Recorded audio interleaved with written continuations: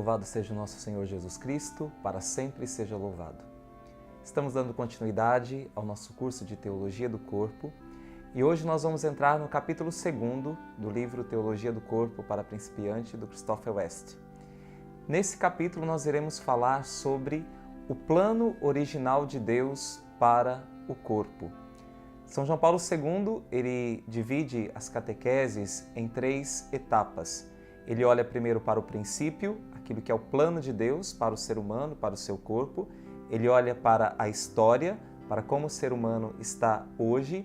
E ele olha também para o futuro, para aquilo que nos aguarda na vida da ressurreição, na vida eterna, na vida plena.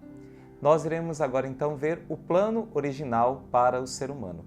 Quando nós nos lembramos de São João Paulo II, nós devemos nos lembrar de um pensamento que o inspirou em todo o seu pontificado, que é um pensamento tirado do documento do Concílio Vaticano II, chamado Gaudium et Spes, que diz que Cristo é o homem perfeito que revela o homem ao próprio homem.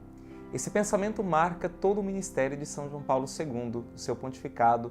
Ele reflete isso nas suas ideias, ele aponta Cristo como o centro da vida humana, e se um ser humano quer saber como ele deve ser, ele deve sempre olhar para Cristo. E ao falar das catequeses da teologia do corpo, ao dar essas catequeses, São João Paulo II, ele parte de Cristo. Mesmo quando ele vai olhar para a experiência original do homem, e ele vai partir do livro do Gênesis, mas ele parte do livro do Gênesis interpretado com o olhar de Cristo. Por isso, para ir para o princípio, ir para o livro do Gênesis, São João Paulo II, na verdade, parte de uma palavra de Cristo no Evangelho. Quando ele vai falar do plano original de Deus, ele parte do capítulo 19 do Evangelho de São Mateus, capítulo 19, versículo 8, em que há uma discussão entre Jesus e os fariseus acerca do matrimônio. Os fariseus perguntam a Jesus se é possível despedir uma mulher, dar certidão de divórcio a ela. E Jesus diz que não, porque no princípio Deus não quis assim. E então os fariseus questionam a Jesus: mas por que então Moisés permitiu dar certidão de divórcio à mulher? E Jesus vai responder dizendo que foi por causa da dureza do coração humano. Mas no princípio Deus não queria isso. Esse não era o plano original de Deus. Não foi para isso que Deus criou. Então, com isso, Jesus está dizendo que as tensões e os conflitos existentes nas relações do homem e da mulher não são normais, não são naturais, porque Deus assim não o quis, mas são fruto, na verdade, do pecado e da dureza do coração humano. E aí, então, Cristo vai se referir ao princípio. No princípio, não foi assim. Porque se nós, de fato, queremos saber o que é um homem, o que é uma mulher, nós devemos voltar para o princípio, porque o princípio nos dá o padrão, a norma, nos dá o ponto de referência. Então, Cristo, no seu diálogo com os fariseus, apela para o princípio, para o plano original de Deus. Então, Cristo veio para comunicar ao homem a verdade e também dar ao homem a graça de viver esta verdade. Agora que nós vamos entrar nesta realidade do plano original de Deus para o ser humano, eu vou usar um exemplo plástico para nos ajudar a refletir sobre esta realidade.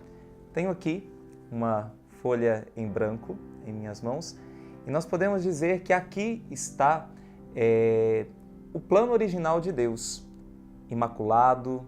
Aqui nós temos uma folha branca. Está o plano de Deus para o ser humano.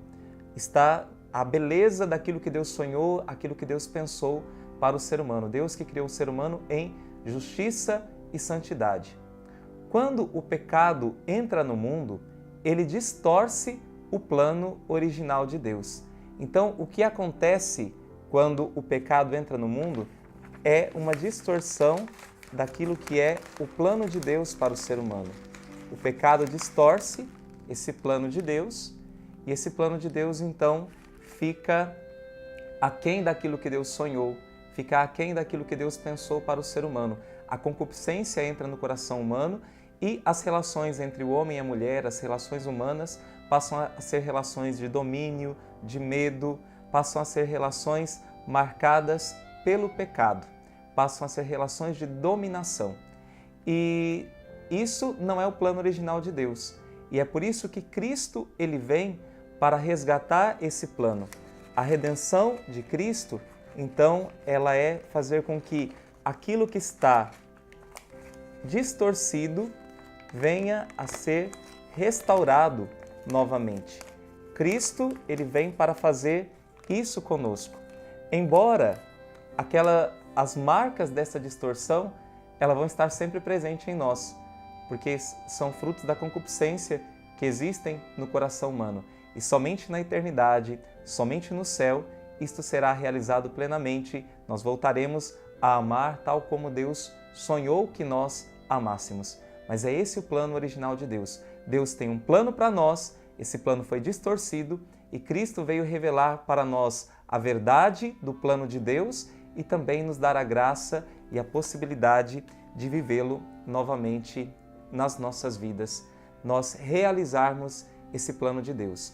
Agora então, nós iremos entrar naquilo que São João Paulo II, ele trata de experiências originais do ser humano. Existiram 3 experiências que marcaram o ser humano no princípio, tal como Deus o criou, como Deus o projetou para ser. E essas experiências originais, elas marcam a vida de todo homem e mulher. Elas estavam presentes lá no plano original de Deus e apesar desse plano ter distorcido, mas elas não foram perdidas para sempre. Um eco dessas experiências originais, elas estão em cada um de nós. São João Paulo II diz o seguinte na Catequese 11 da Teologia do Corpo: as experiências humanas originais estão sempre na raiz de cada experiência humana, mas às vezes nós não as percebemos. E quais são essas 3 experiências originais que estavam lá no estado de inocência do homem? É a experiência da solidão original, a experiência da unidade original, que também pode ser chamada experiência de comunhão original, e a experiência da nudez original. Essas 3 realidades, essas 3 experiências foram vividas pelo primeiro homem e pela primeira mulher e estão presentes de alguma forma em nós. E agora nós vamos entendê-las de uma maneira mais aprofundada. O que é a solidão original? Nós podemos ler no livro do Gênesis, no capítulo 2, versículo 18, o seguinte: não é bom que o homem esteja só. Vou dar-lhe um auxiliar semelhante a ele. Quando nós falamos de solidão original, nós vemos que o homem estava só e Deus lhe deu uma companheira. Mas São João Paulo II, ele não vê esta solidão original apenas como uma ausência da mulher em relação ao homem, que o homem está só sem a mulher.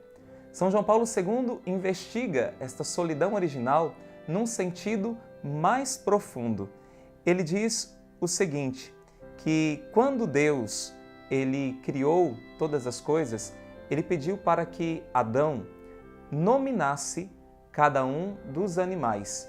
E Adão, então, foi dando nome a cada um daqueles animais que estavam ali com ele, fazendo parte da criação de Deus.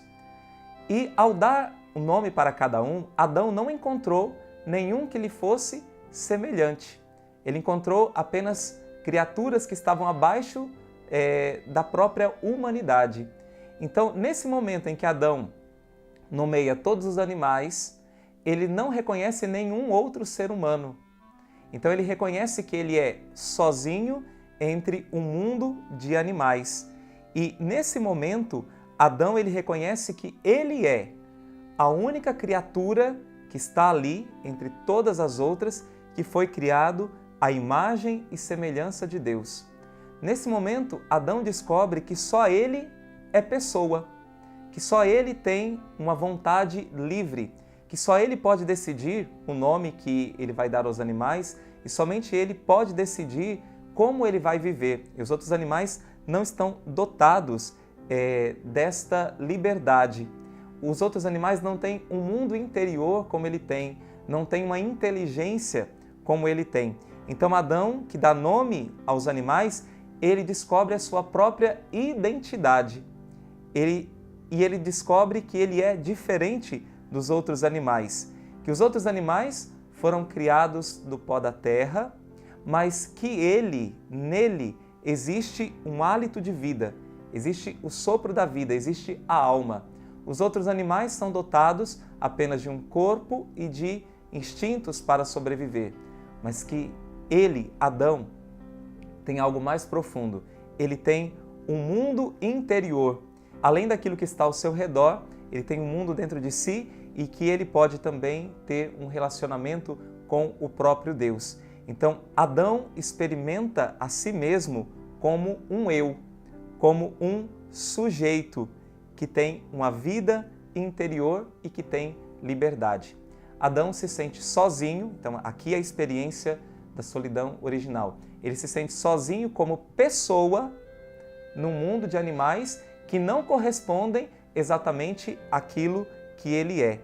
E mesmo depois que Deus cria a mulher, essa experiência da solidão original, ela vai persistir, ela vai subsistir, porque cada um é pessoa a seu modo. O homem é pessoa a seu modo, a mulher é pessoa ao seu modo. Embora eles se complementem, como nós vamos ver depois na experiência da unidade original, mas existe um espaço de solidão dentro de cada ser humano. Então, Adão, nessa experiência da solidão original, ele percebe que ele foi dotado com liberdade. E por que Adão tem liberdade? Porque ele foi chamado para amar. E sem a liberdade, o amor é impossível. Na sua solidão, Adão percebe que o amor é a sua origem, a sua vocação e o seu destino. Olha que coisa bela.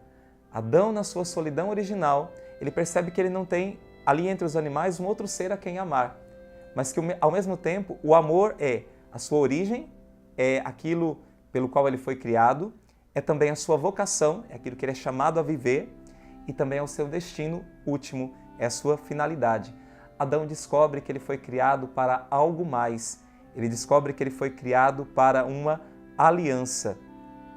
E esta relação, ela pode ser vivida tanto com outro ser humano, como também e especialmente, em primeiro lugar, com Deus.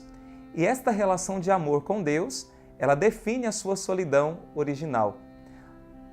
O Christopher West diz o seguinte: ao saborear esse amor, ele também deseja partilhar essa experiência com outro ser semelhante a ele. Por isso, não é bom que o homem esteja só. Quando o homem está sozinho diante dos outros animais, ele descobre o seu mundo interior, ele descobre que ele foi chamado para amar e ele é chamado a partilhar esse amor com outra pessoa. Na solidão original, o homem descobre uma dupla vocação, a vocação de amar a Deus e a vocação de amar ao próximo. Mas porque o homem é um ser livre, ele também tem a capacidade de negar esta vocação, de voltar-se para si mesmo e não escolher realizar esta vocação. Por isso, Deus convida Adão a amar, nunca o força. Adão, o homem primitivo, o homem primeiro, é livre para escolher amar. Deus nunca o força, porque o amor forçado, ele de fato não é amor. O amor é livre para aceitar ou não esse convite para viver esta realidade.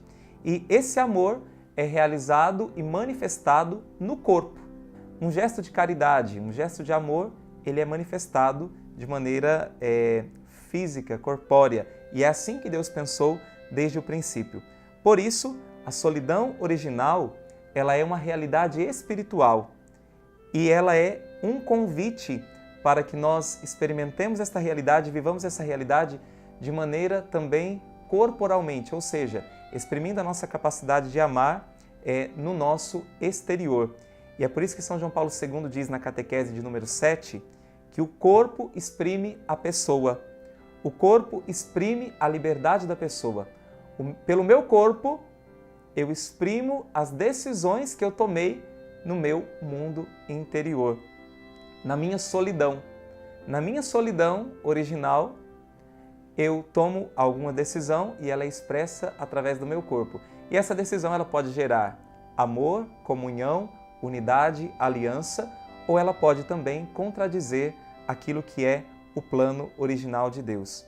Por isso, nessa experiência da solidão original, nós descobrimos que nós somos livres para escolher o que fazer do nosso corpo. Porém, não somos livres das consequências dessas escolhas.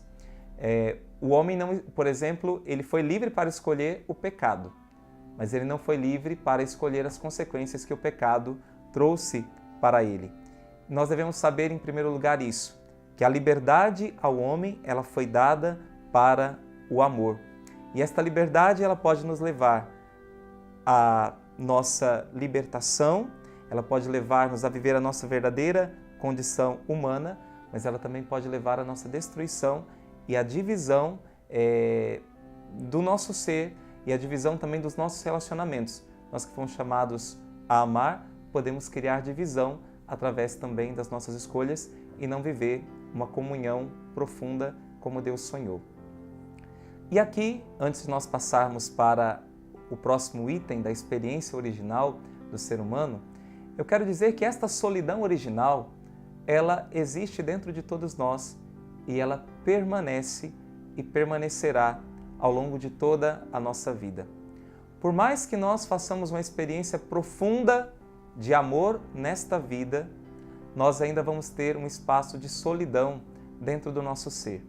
Por mais que você tenha ao teu lado uma pessoa que te ame e te ame muito, e te ame com todo o teu coração e faça tudo por você, e faça tudo para provar esse amor, você e eu nunca estaremos plenamente satisfeitos com isso.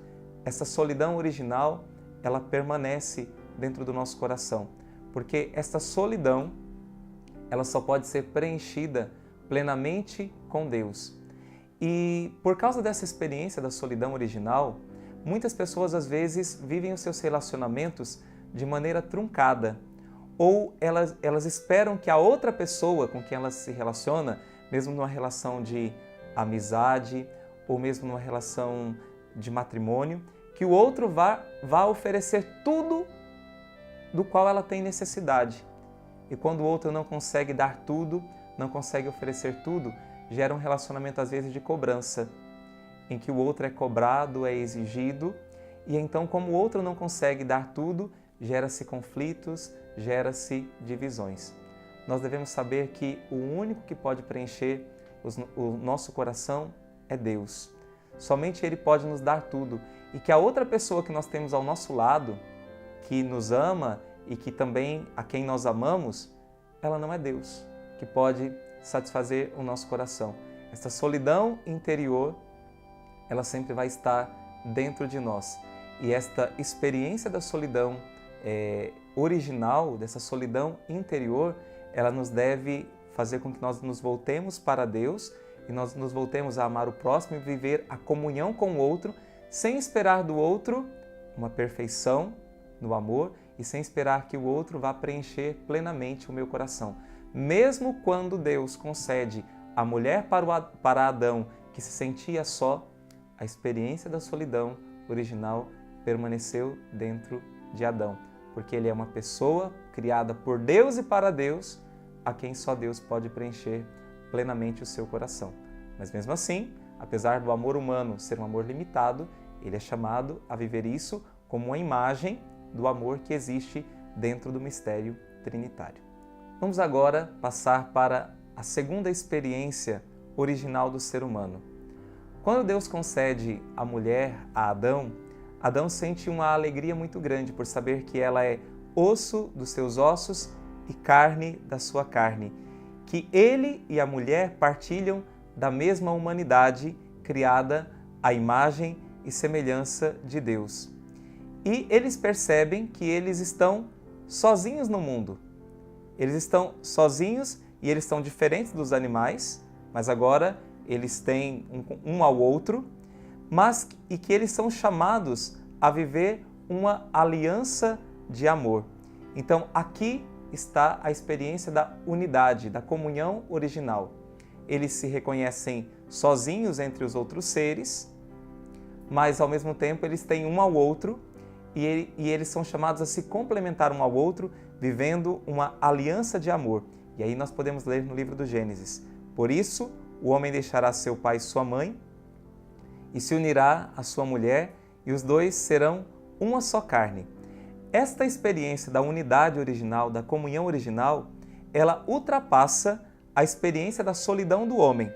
Contudo, ela também confirma esta realidade da solidão original, no sentido de que o homem e a mulher se sentem diferentes dos animais. Eles estão, os dois, sozinhos no mundo que é diferente deles, que não partilha da mesma realidade deles.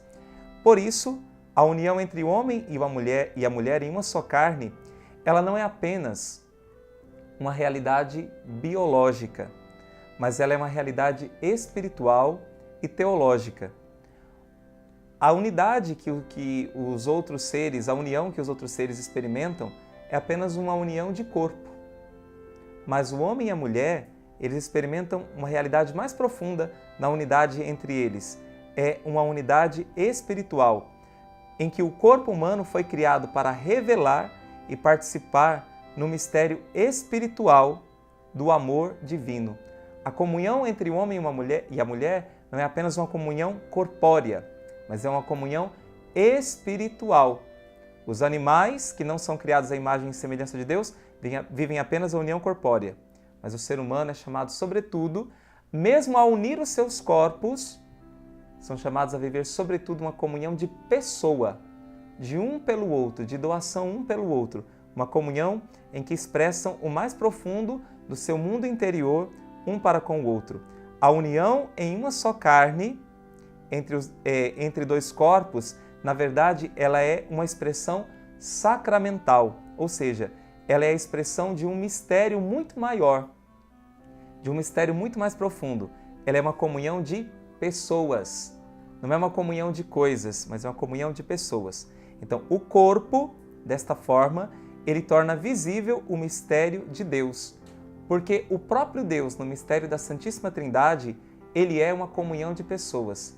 Pai, Filho e Espírito Santo, que estão intimamente unidos a si.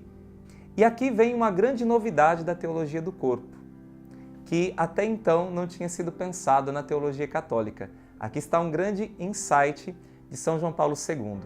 São João Paulo II diz que o ser humano ele foi criado à imagem e semelhança de Deus, não simplesmente enquanto ser racional, que tem inteligência e liberdade.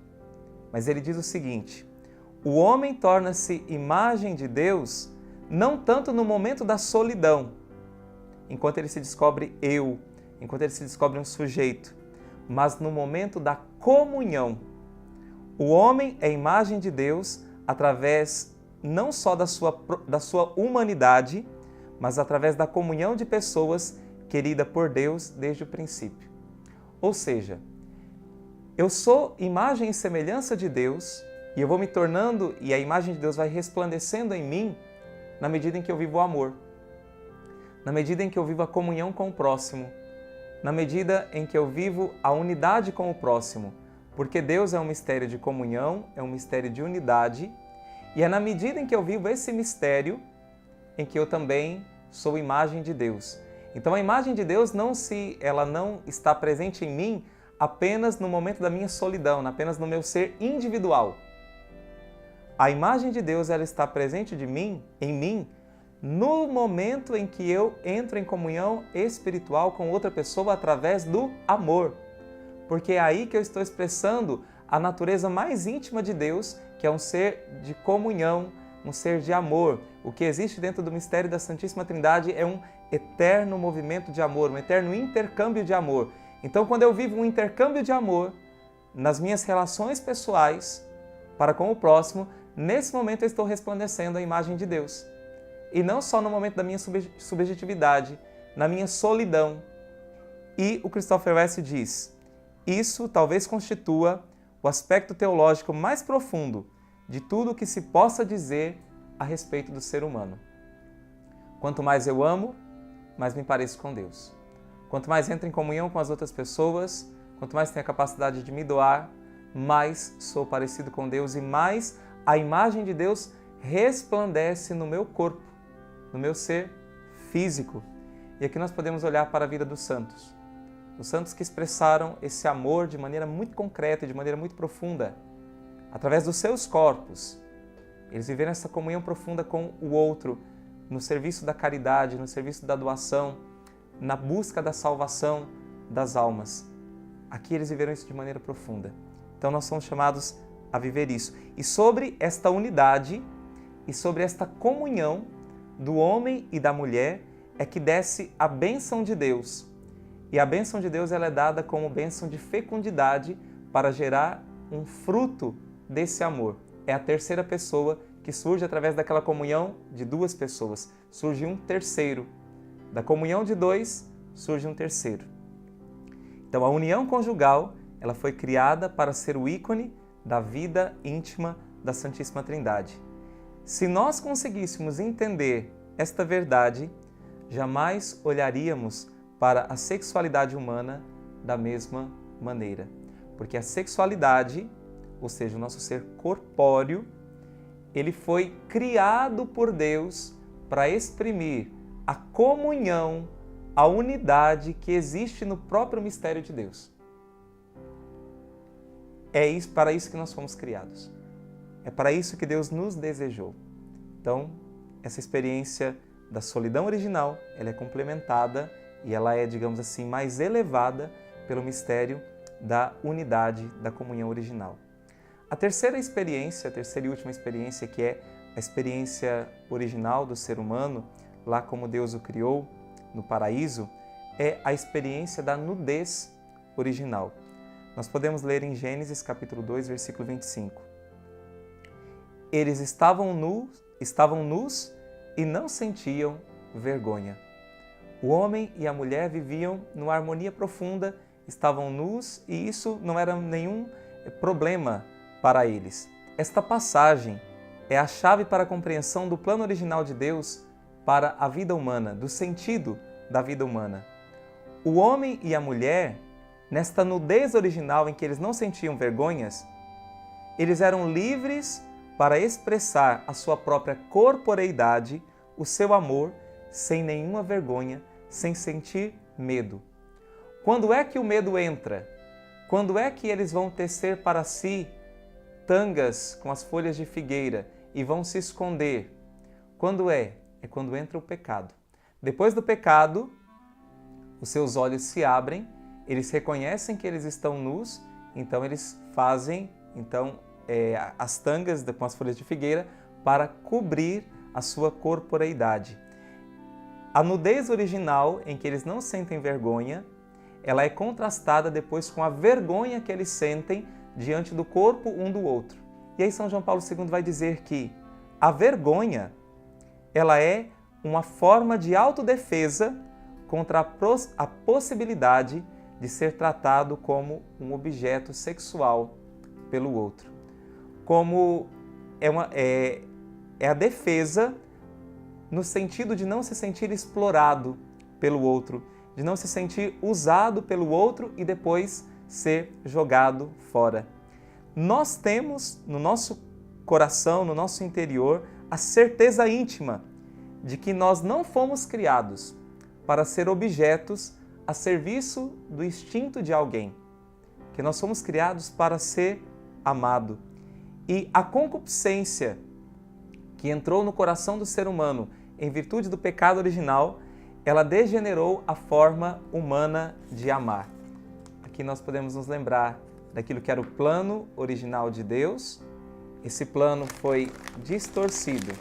Então, aqui, nessa distorção do plano original de Deus, é que entra a vergonha, entra o medo de ser usado pelo outro como um objeto de posse, como um objeto de uso e depois ser jogado fora, ser descartado.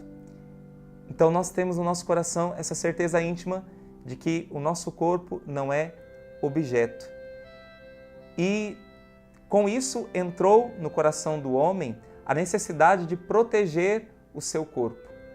E essa necessidade de proteger o corpo não significa que o corpo seja mau. Pelo contrário, é o fato de que o corpo é bom e que ele não é para ser usado de maneira equivocada, que ele não é para ser usado de maneira banal. O corpo, ao ser protegido, o que nós procuramos fazer com isso é proteger a própria dignidade do corpo contra o olhar luxurioso. A nudez original era uma nudez em que nós não sentimos vergonha. O homem e a primeira mulher não sentiam vergonha. Mas agora eles sentem vergonha porque sabe que pode ser usado, sabe que pode estar exposto ao olhar de alguém, num olhar de cobiça, num olhar de posse, simplesmente. Então, no plano original, o medo, a concupiscência não tinha entrado no coração do homem. Por isso que depois Jesus, no Evangelho, vai chamar e vai apelar para a pureza de coração. Na nudez original, o ser humano não era marcado por sentimentos defensivos e por sentimento de temor. E nós podemos ver isso no nosso coração, as consequências do pecado e as consequências da concupiscência, porque nós temos medo de amar e nós também temos medo de ser amados. Temos medo de que o outro possa fazer do nosso corpo um objeto para o seu uso, para o seu próprio prazer egoísta. Na nudez original, o homem e a mulher conheciam um ao outro e eles estavam diante do olhar um do outro.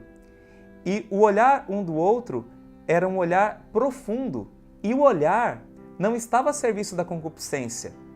O olhar estava a serviço da comunhão e a serviço da doação de si.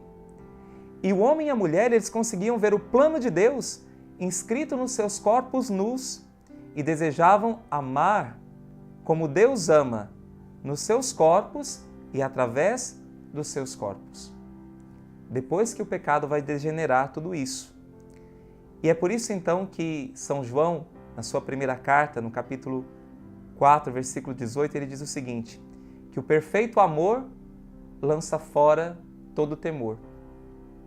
É porque hoje nós não sabemos amar de verdade, nós temos medo de amar. Temos medo de amar e temos medo de ser amado. Esta nudez original, ela revela a verdade primordial do amor, que é a seguinte, conforme nos diz o Christopher West.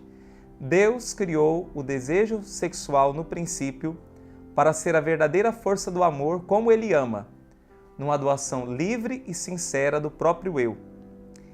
Isso era o que experimentava o casal descrito no Gênesis.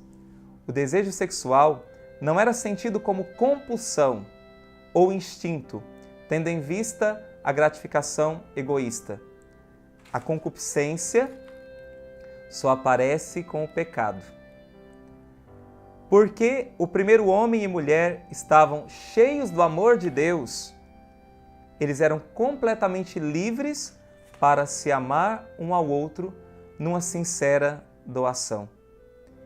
Somente a pessoa livre da compulsão, da concupiscência, ela é capaz de amar o ser da outra pessoa com um verdadeiro dom, como uma verdadeira pessoa na qual não vai ser usada, mas na qual vai ser amada.